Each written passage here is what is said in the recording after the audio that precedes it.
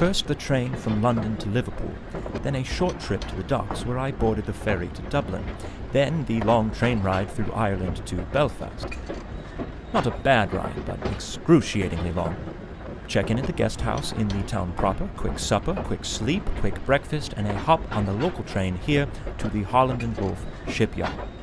Fortunately, it was punctual. I was worried about being tardy for being 3 hours early. My darling Claire always said to me, "Robin, you better get out of the house right now and go be useful for someone."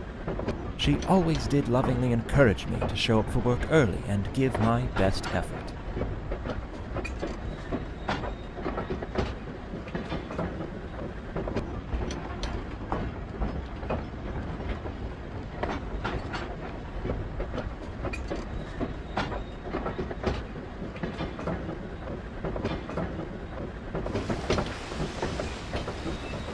Titanic is likely no different from the Olympic. They're structurally identical. The Olympic underwent these trials months ago, so this should be a simple repeat. I board, observe her during the sea trials, vote aye or nay on her certification, and then I ride her back to Southampton. Come on, Robin, you can't mess this one up, as Claire always told me.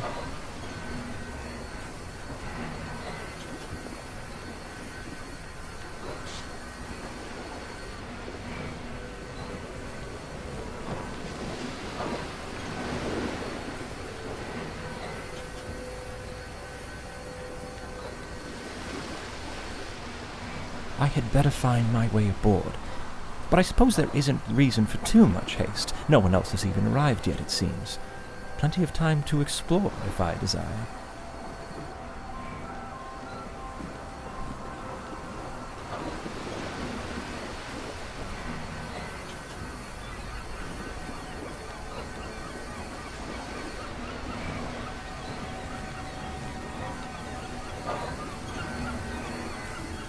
Let's look at the positive. The weather broke, and now I've been given the opportunity to board the Titanic advance of the trials.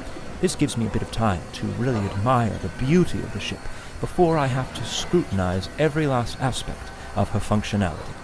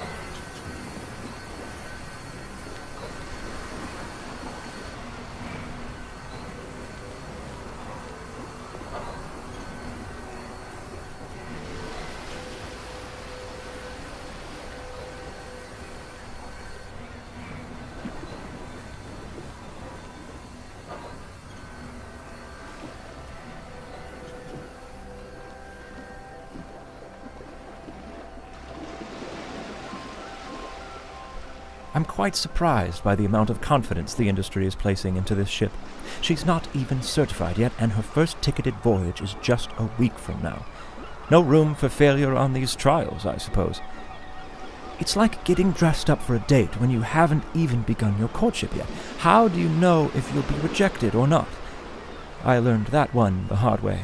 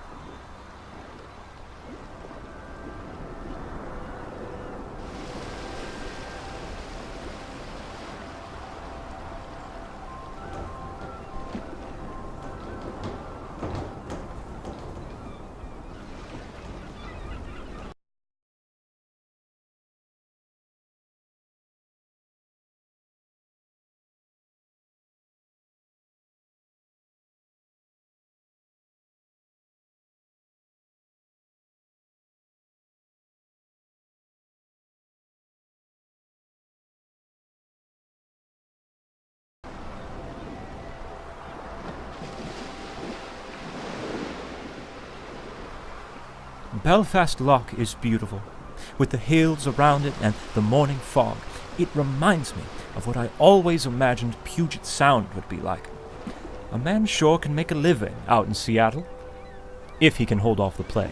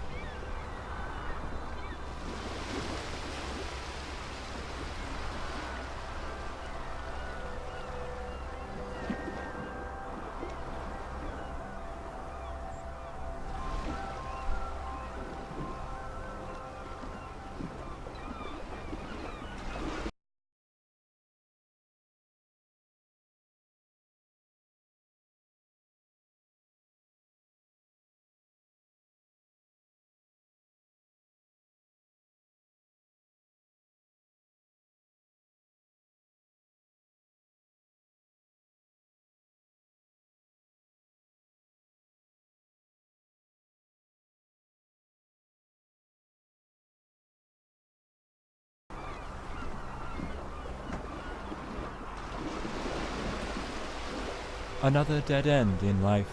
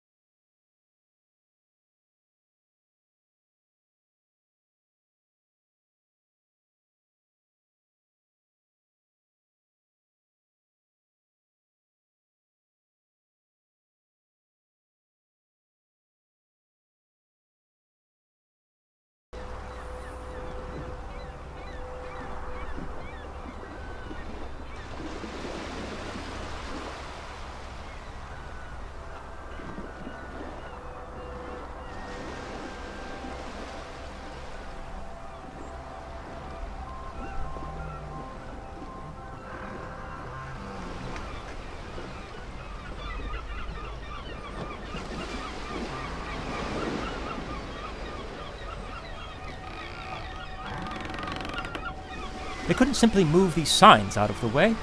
This vessel has triple screws. Yes, I feel the same way right now too, thank you.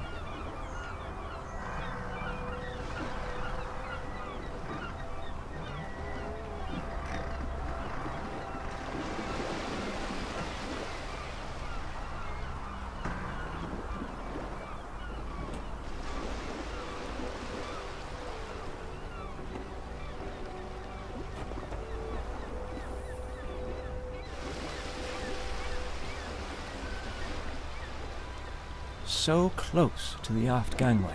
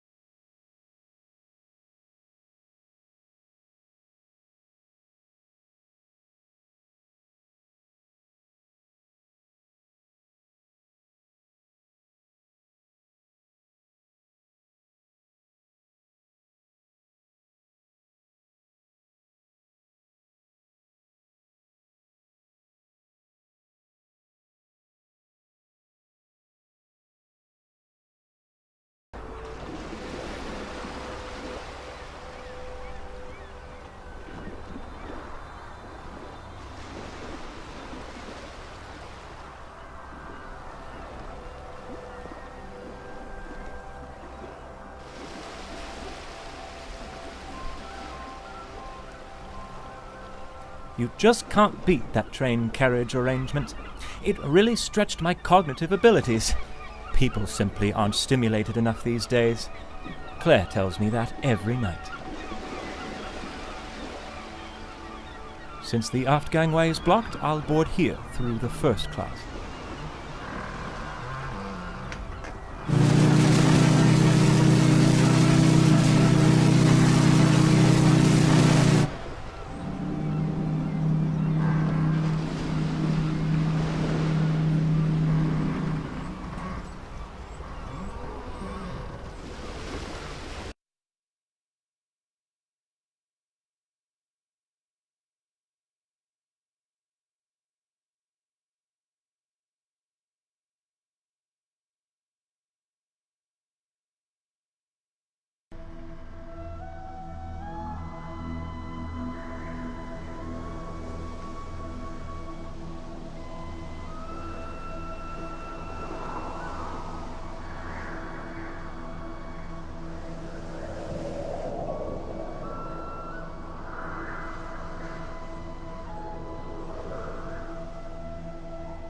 Most first-class spaces should be accessible at the moment, but I may be able to venture down to third class for a spell through Scotland Road on E-Deck.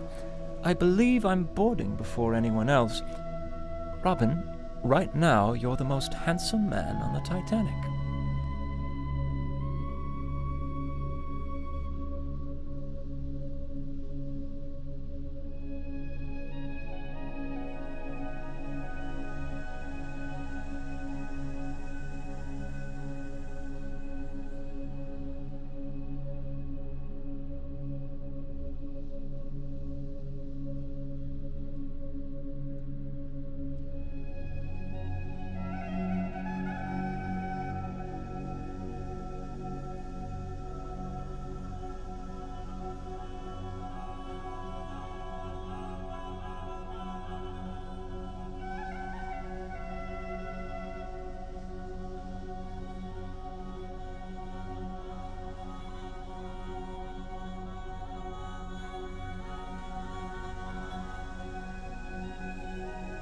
I especially commend them for modifying the bulkhead.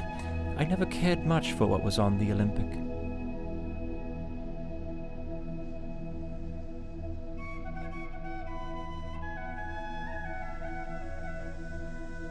I see many of the tables are already set. There will be a fine banquet here for company and partner representatives, myself included, along with the one and only paying passenger joining us on our way to Southampton this evening.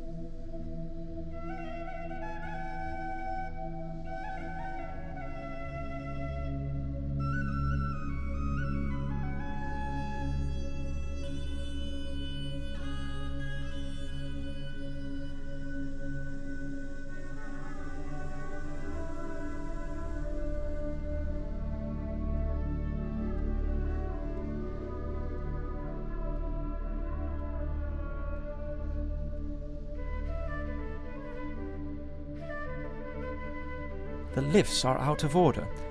That's fine. Real men don't take lifts. Lifts are for women, Claire says.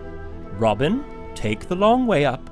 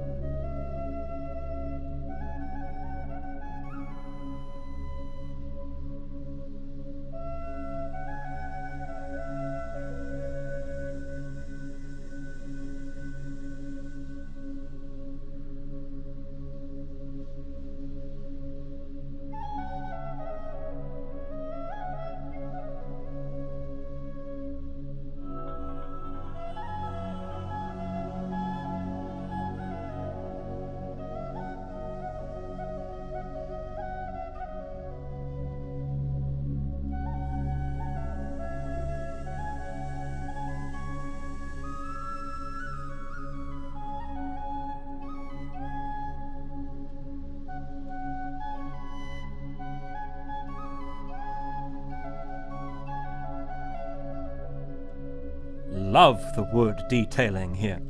It's absolutely perplexing. Now that's a craft I can really respect. Lovely wood. I've always been fond of wood. When younger, I used to cut wood for the poor folks 2 streets over Paris. My neighbors started accepting the smell of overflown sewage. They always laughed at me, but I don't coming back to me. I wore that title proudly.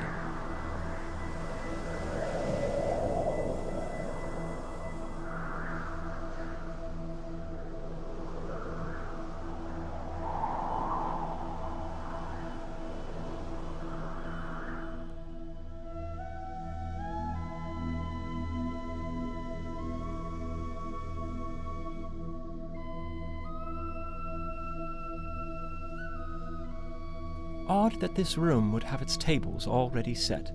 Mr. Gotti hasn't even boarded yet. Oh well, top marks for presentation.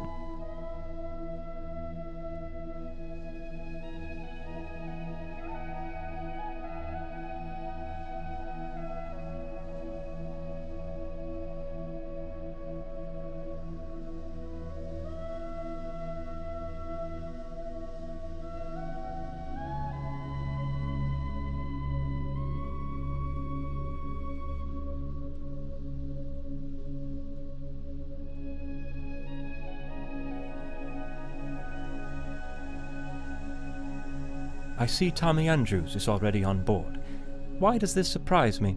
His drawings are scattered about like toys in a nursery. Well, I shouldn't intrude here any longer.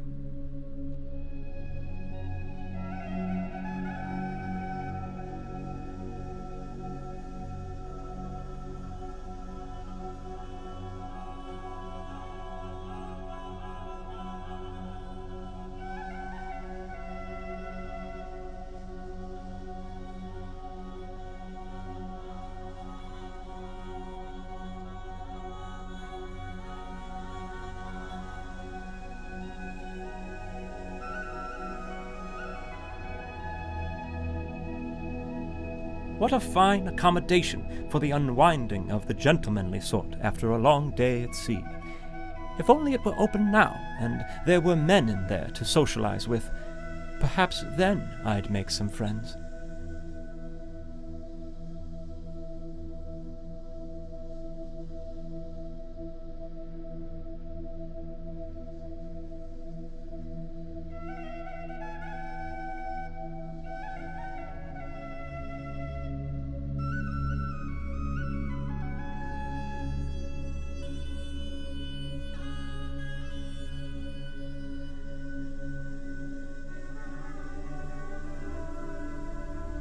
I suppose this won't be open any time soon. A shame. I would enjoy nothing more than a cup of tea and to sit with a book in the lounge and, well, lounge.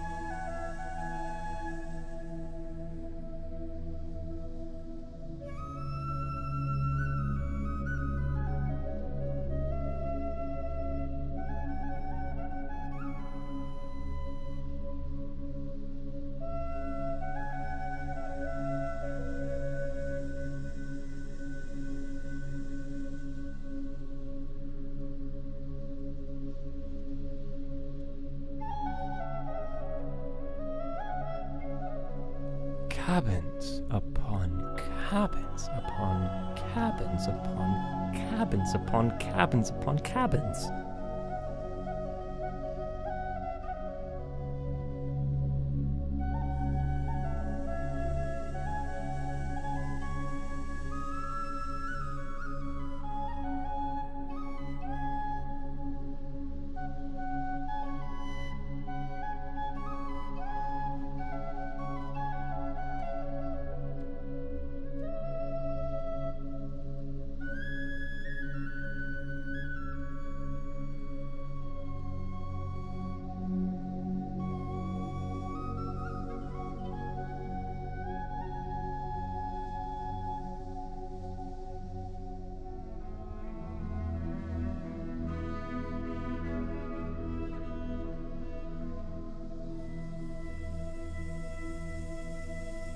I shouldn't venture too far on deck. The Board of Trade members may board soon, and I'm expected to meet them.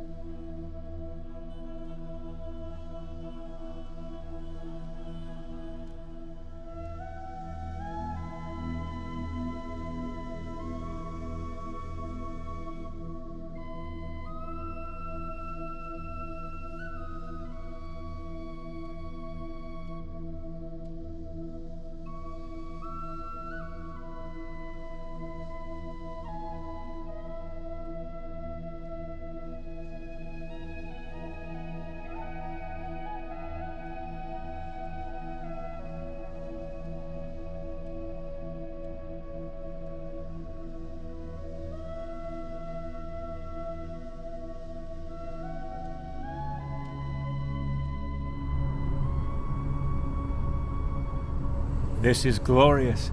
You can near well see half the length of the ship in this corridor.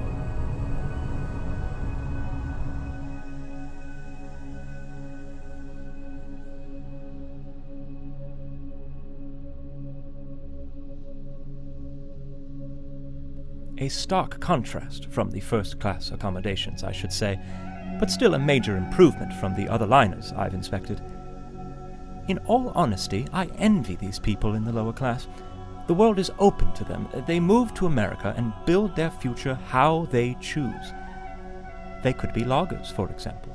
But Father wanted me to be a surveyor like he and his father. No logging for you, Robin. Now wash your ears.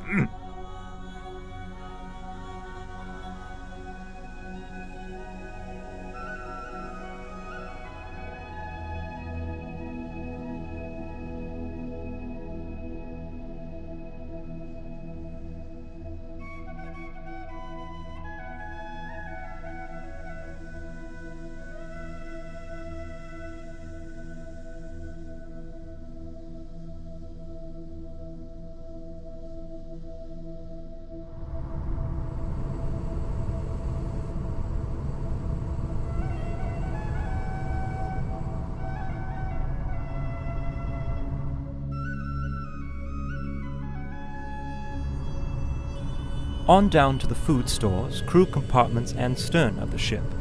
No need to go this way.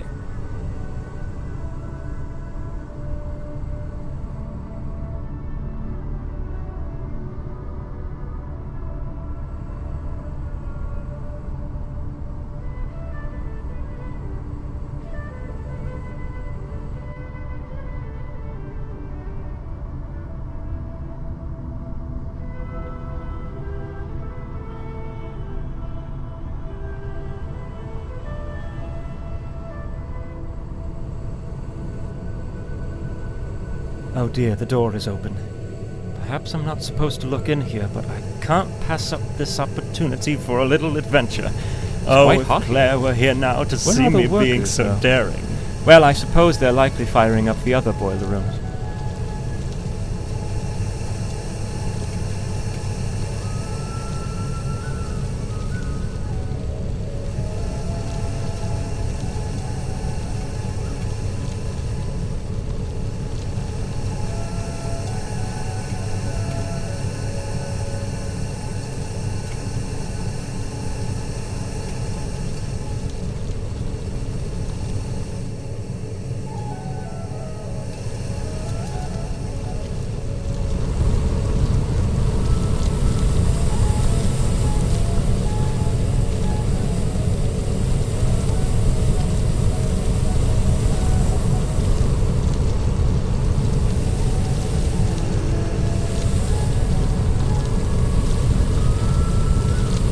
These machines are massive. 29 on board, propelling the ship through the water like an untamed beast. I anxiously await their performance during the sea trials shortly. Finally free and not held back from anything. No Mr. Tundry in sight. Just freedom.